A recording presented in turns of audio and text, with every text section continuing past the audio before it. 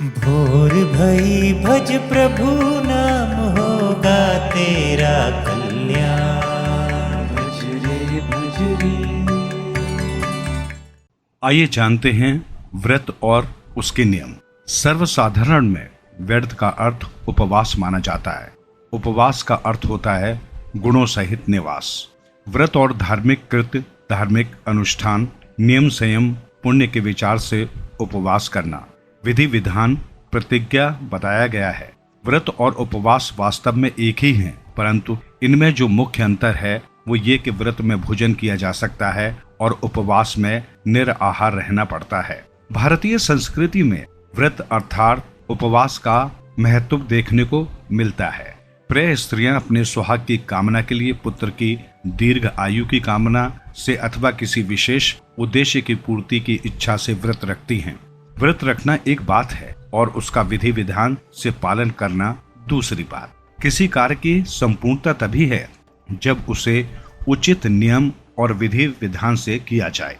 विधि ने प्रत्येक कार्य का नियम बनाया हुआ है। यदि मनुष्य उस कार्य को विधि के विधान के अनुसार करे तो शीघ्र ही अपने लक्ष्य की प्राप्ति कर लेता है। प्रचलित रूप से व्रत और उपवास दो हैं, काम्य तथा नित्य।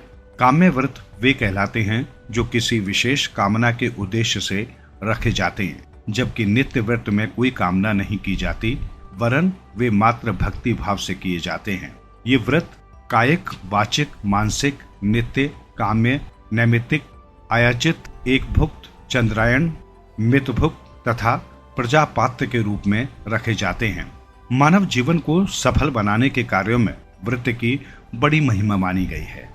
शास्त्रकारों ने तो व्रतों के लिए बड़े बड़े नियम बनाए हैं, परंतु विरले ही तथावत पालन कर पाते हैं।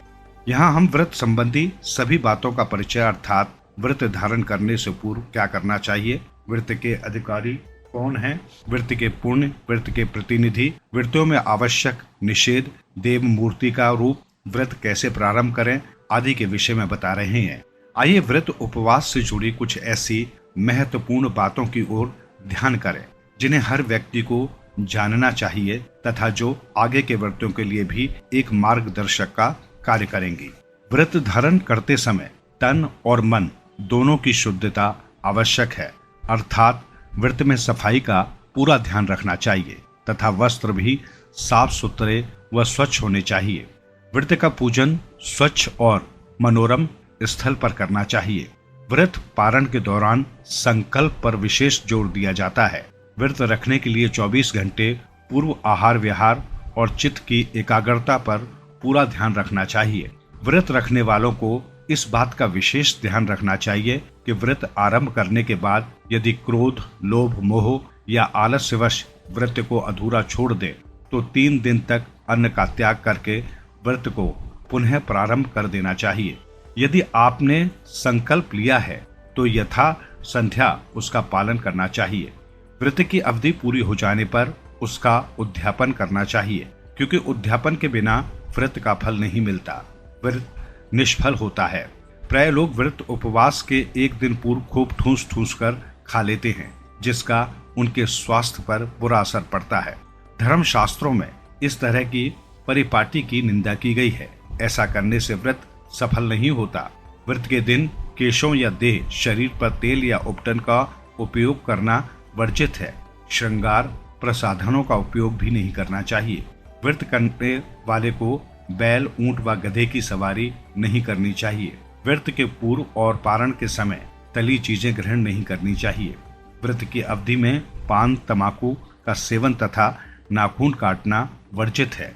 व्रत की अवधि में चोरी, झूठ बोलना, धोखा देना, बेईमानी करना आदि पाप कर्मों को त्याग कर क्षमा, दया, दान, देव पूजा, अग्निहोत्र, पवित्रता, इंद्रिय निग्रह व संतोषजनक कार्य करने चाहिए। व्रत संकल्प के पश्चात स्त्रियां यदि रजस्वल हो जाएं तो भी उन्हें व्रत का पालन करना चाहिए। इससे व्रत में कोई रुकावट नहीं होती। व्रत उपवास या श्राद्ध में दातुन नहीं करना चाहिए। यदि दातुन करना आवश्यक हो तो केवल जल के बाहर कुरले करें, इससे कर लें। व्रत प्रारंभ करने के पश्चात किसी भी प्रकार से खंडित हो जाने पर गोदान देकर व्रत पुनः आरंभ किया जा सकता है। हवन के समय देवताओं को दी जाने वाली 188 आहुतियां गाय के दूध से निर्मित शुद्ध घी से ही दी जानी चाहिए। अपने परिश्रम द्वारा अर्जित धन का ही व्रत के दौरान व्यय करना चाहिए। चोरी लूटपाट से अर्जित या ऋण लेकर किए गए व्यय का पुण्य नहीं मिलता तथा इच्छित फल की प्राप्ति नहीं होती। लंबी अवधि तक किए जाने वाले व्रतों को यदि पहले से ही संकल्प कर लिया गया है तो उसमें जन्म और मृत्यु का सूतक नहीं लगता। व्रत करने वाले को बिना अचमन किए क्रिया नहीं करनी चाहिए, अन्यथा उसका व्रत व्यर्थ हो जाता है। पति के जीवित रहते बिना उसकी आज्ञा के पत्नी को व्रत नहीं करना चाहिए। यदि वो ऐसा करती है तो पति की आयु तो क्षीण होती ही है, वो स्वयं भी नरकगामिनी होती है। व्रत उपवास आदि के समय किसी दूसरे का अन्न नहीं खाना चाहिए, क्योंकि आप जिसका अन्न खाते हैं व्रत का पुण्य फल भी उसी को प्राप्त होता है। शास्त्रों में भी कहा गया है कि अर्थात व्रत में, तीर्थ यात्रा में, अध्ययन काल में तथा विशेषकर श्राद्ध में दूसरे का अन्न लेने से जिसका अन्न होता है उसी का उस व्रत, तीर्थ या अध्ययन का पुण्य प्राप्त हो जाता है। व्रतों का आरंभ श्रेष्ठ समय में ही किया जाना चाहिए। शास्त्रों में भद्र नक्षत्र व मल मास में व्रत आरंभ करना निषिद्ध बताया गया है। जीवन सुधरेगा, प्राणी होगा तेरा उद्धार, मन के द्वार खुलेंगे